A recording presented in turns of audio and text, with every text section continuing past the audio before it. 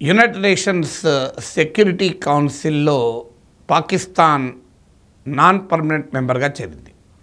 ఈ non permanent మెంబర్కు rotation బేసిస్న వివిధ దేశాలు ఎలక్ట్ అవుతూ ఉంటాయి. భారతదేశం కూడా గతంలో యునైటెడ్ నేషన్స్ సెక్యూరిటీ కౌన్సిల్ మెంబర్గా ఉంది. ఇప్పుడు తాజాగా ఇటీవల పాకిస్తాన్ ఎలక్ట్ అయింది. 182 కంట్రీస్ సపోర్ట్ చేశాయి. సో 2 ఏళ్ల పాటు యునైటెడ్ నేషన్స్ సెక్యూరిటీ కౌన్సిల్ ఉంటుంది. చాలామంది తెలిసే ఉంటుంది. యునైటెడ్ నేషన్స్లో permanent and non permanent members ఉంటారు భద్రతా మండలిలో. సో ఐక్యరాజ్యసమితి భద్రతా మండలిలో 5 పర్మనెంట్ మెంబర్స్ ఉంటారు. United States, UK, China, France and Russia. ఈ 5 పర్మనెంట్ మెంబర్ P5 అంటారు. వీళ్ళకు వీటో హక్కులు కూడా ఉంటాయి. అంటే ఆ పర్మనెంట్ మెంబర్స్ ఏ యునైటెడ్ నేషన్ రెజల్యూషన్ అయినా సింప్లీ రిజెక్ట్ చేయొచ్చు, వీటో చేయవచ్చు. ఇక 10 మంది నాన్ పర్మనెంట్ మెంబర్స్ ఉంటారు. పీరియాడిక్గా ఎవ్రీ 2 years సెలెక్ట్ అవుతారు. వీళ్ళకి వీటో అధికారం ఏమీ ఉండదు, కానీ సెక్యూరిటీ కౌన్సిల్ డిబేట్లో పాల్గొంటూ ఉంటారు. సో ఆసియా పసిఫిక్ ప్రాంతం నుంచి, ఇండో పసిఫిక్ అంటారు, ఈ ప్రాంతం నుంచి 2 సీట్లు ఉంటాయి UN security council non permanent మెంబర్స్లో. ఇప్పుడు పాకిస్తాన్ అందులో ఒక దేశంగా ఎలక్ట్ అయింది, ఇంకో దేశం సౌత్ కొరియా ఎలక్ట్ అయింది. సో ఇది కొత్తమి కాదు. పాకిస్తాన్ ఎలక్ట్ కావడం కూడా 8th టైం. పాకిస్తాన్ ఎలక్ట్ కావడం కొత్త కాదు. ఈ నాన్ పర్మనెంట్ మెంబర్ ఏమీ ఆ కంట్రీ స్టేటస్ను తెలియజేస్తుందని కూడా చెప్పలేము. కానీ ఇవాళ ఎందుకు ఇష్యూ వచ్చింది అంటే, United Nations Security Council elect కావడంతోనే పాకిస్తాన్ చేసిన 2 స్టేట్మెంట్లు. మొదటి స్టేట్మెంట్ నవ్వొస్తుంది, రెండో స్టేట్మెంట్ చికాకు కల్పిస్తుంది. ఏది నవ్వొస్తుంది, ఏది చికాకు కల్పిస్తుంది? నవ్వొచ్చేది ఏంటంటే, పాకిస్తాన్ తాను సెక్యూరిటీ కౌన్సిల్లో 2 ఏళ్ళు ఉండబోతున్నాను, తన లక్ష్యాలు ఏంటంటే, 1 యుద్ధాలు ఆపాలి, 2 వివాదాలని డిస్ప్యూట్ను సెటిల్ చేసేయాలి, క్లోజ్ చేయాలి, పరిష్కరించాలి, 3వది ఆయుధ పోటీని ఆపివేయాలి. ఈ 3 పాకిస్తాన్ లక్ష్యంగా పెట్టుకుందంటే నిజంగానే నవ్వొస్తుంది. అణ్వాయుధాలను ఉత్తర కొరియా నుంచి, చైనా నుంచి, అమెరికా సహాయంతో అణ్వాయుధాలు తయారు చేసుకుని, మిసైల్ తయారు చేసుకునే దేశం, అప్పుల కోసం దేశాలు తిరుగుతూ అడుక్కునే దేశం ఇది. ఆర్థిక వ్యవస్థ కొలాప్స్ అయిపోయింది, పొలిటికల్ సిస్టమ్ కొలాప్స్ అయిపోయింది, డెమోక్రసీ లేదు, ఆర్మీ పరోక్షంగా పాలిస్తుంది.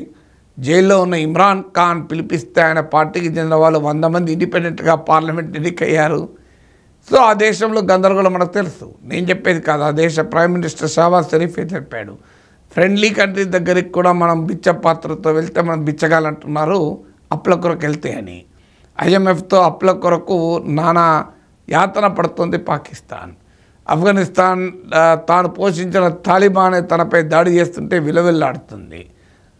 బెలూచిస్తాన్ నుంచి మీకు ఖైబర్ పఖ్తూన్ఖ్వా ఇలా సరిహద్దు రాష్ట్రాలన్నీ కూడా తీవ్రమైన వేర్పాటువాద ఉద్యమాలతో దేశం అసలు ఐక్యంగా ఉండగలుగుతుందా లేదా అనే పరిస్థితిలో ఉంది.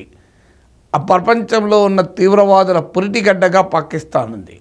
అలాంటి పనికిమాలిన దివాలాకోర్ దేశం ప్రపంచాన్ని నడిపించాల్సిన ఐక్యరాజ్య సమితి యునైటెడ్ నేషన్స్ సెక్యూరిటీ కౌన్సిల్లో ఉండడం, అది కూడా ఆయుధాల పోటీని ఆపుతా, యుద్ధాలను ఆపుతా అంటే it's suddenly A laughing stock. Alfred Tennyson అనే కవి యునైటెడ్ నేషన్స్ గురించి చాలా గొప్పగా చెప్పాడు. It's the federation of man and parliament of nations అని.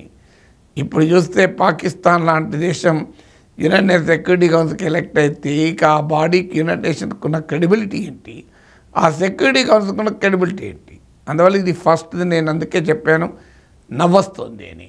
రెండవది ఏంటంటే చికాకు కలుగుతుంది. ఎందుకు? కాశ్మీర్ మా ఎజెండా అని మరోసారి చెప్పింది. అది కూడా కొత్త ఏమి కాదు. గతంలో యునైటెడ్ నేషన్ జనరల్ అసెంబ్లీలో ఏ చిన్న అవకాశం వచ్చినా పాకిస్తాన్ రైజ్ చేసేది మొదటి అంశము కాశ్మీర్. పాకిస్తాన్కి వేరే అబ్సెషన్ లేదు. ఆర్టిఫిషియల్ ఇంటెలిజెన్స్ గురించి, స్పేస్ మిషన్ గురించి, చంద్రయాన్ గురించి, డాకింగ్ టెక్నాలజీ గురించి, మీకు ఆధునికమైన ఇన్ఫర్మేషన్ టెక్నాలజీ గురించి మాట్లాడే అవకాశం ఉంటుంది ఆ దేశానికి. ఆ దేశానికి ఉన్న ఏకైక అబ్సెషన్ కాశ్మీర్. అందుకే కాశ్మీర్లో పాకిస్తాన్ పార్లమెంట్లోనే ఓ ప్రతిపక్ష సభ్యుడు అన్నాడు, ఒక సభ్యుడు అన్నాడు, ప్రతిపక్షంలో కాదు, ఆయన ఆసక్తికరంగా కంపారిజన్ చేశాడు. పాకిస్తాన్ టీవీ ఛానల్లో 2 వార్తలు వరుసగా వచ్చాయి. ఒక వార్త పాకిస్తాన్లో మ్యాన్ హోల్లో పడి మనుషులు చనిపోవడం వార్త, రెండవది భారతదేశం చంద్రునిపైన అడుగుపెట్టిన యాత్ర. ఈ 2 వరుసగా వచ్చాయన్నాడు. సో మనమేమో సత్య నదెల్లా, సుందర్ పిచ్చయ్య, శాంతను నారాయణ్, పరాగ్ అగర్వాల్, ఇంద్రా నూయిలను ఇలా కార్పొరేట్ దిగ్గజాలను సృష్టిస్తున్నాం మనం. పాకిస్తాన్ ఏమో దావూద్ ఇబ్రహీం, హఫీజ్ సయీద్, మసూద్ అజర్ లాంటి భయంకరమైన తీవ్రవాదుల్ని సృష్టిస్తుంది. అది ఇండియాకు పాకిస్తాన్కు ఉన్న తేడా. అన్ఫార్చునేట్లీ అలాంటి ఒక టెర్రరిస్ట్ స్టేట్, అంటే రాజ్యమే తీవ్రవాదాన్ని ఎగుమతి చేసే దేశం యునైటెడ్ నేషన్స్ సెక్యూరిటీ కౌన్సిల్ ఉండడమే ఆశ్చర్యం, ఆందోళనకరం. అయితే అది ఏదో చేస్తుందని కాదు. ఇవాళ కొత్త కాదు కదా కశ్మీర్ పైన మాట్లాడడం. ఆర్గనైజేషన్ ఆఫ్ ఇస్లామిక్ కంట్రీస్ వేదిక పైన అదే మాట్లాడారు. సార్క్ వేదిక పైన కశ్మీర్ అంటే ఆఖరికి ఆ సార్క్ దివాలా తీసి మూలన పడింది కూడా. అందువల్ల పాకిస్తాన్కి ఇది కొత్త కాదు. కానీ గతంలో లాగా కశ్మీర్ పైన ఇంటర్నేషనల్ ఒపీనియన్ కూడా లేదు. ఇలా కశ్మీర్ పైన అమెరికా, రష్యా లాంటి దేశాలకు కూడా స్పష్టంగా పాకిస్తాన్కు వ్యతిరేకంగా భారత్ వైఖరిని సమర్థిస్తున్నాయి. యునైటెడ్ నేషన్స్ జనరల్ అసెంబ్లీలో ప్రతిసారి పాకిస్తాన్ గొంతు కలిపే ఏకైక దేశం తుర్కీయే. ఎర్డగాన్ మాత్రం మాట్లాడుతుంటాడు. ఈసారి ఎర్డగాన్ కూడా కశ్మీర్ వదిలేశాడు.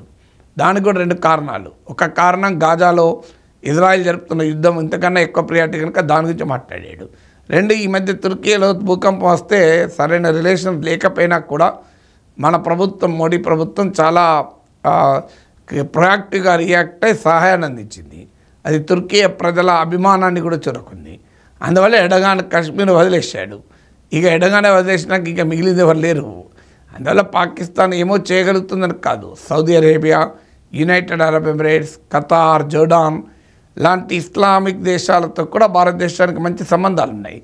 అందువల్ల పాకిస్తాన్ ఏమో చేస్తుందని కాదు. అందుకని అన్నాను, యునైటెడ్ నేషన్స్ సెక్యూరిటీ కౌన్సిల్ వేదిక పైన పాకిస్తాన్ కూర్చొని కశ్మీర్ గురించి మాట్లాడుతుంది అంటే నవ్వైనా వస్తుంది, చికాకైనా వస్తుంది.